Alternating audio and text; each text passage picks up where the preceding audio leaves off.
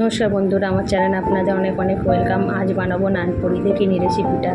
আমি এখানে 1.5 কেজির মতো ময়দা নিয়েছি। এখানে পরিমাণ মতো নুন আর 2 চামচ খাবার সোডা, পরিমাণ মতো নুন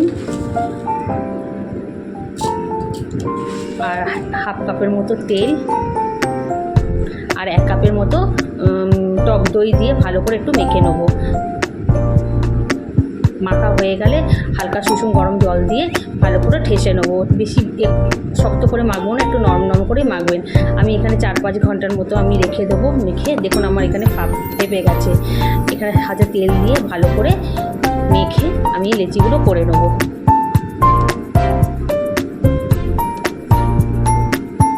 আমি এখানে বড় বড় করে লেচি করেছি, আপনারা মনের মতন লেচি করবেন। আমার এখানে লেচি হয়ে গেছে, এবার বেলে নেবো। আমি এখানে বড় বড় করেই বেলবো।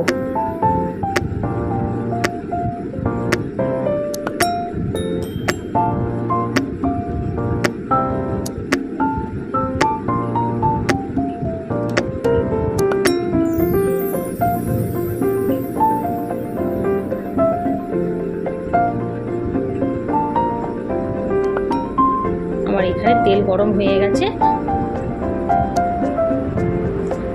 আমার কড়াই তেল গরম হয়ে গেছে, আমি এক এক করে ভেজে নেব।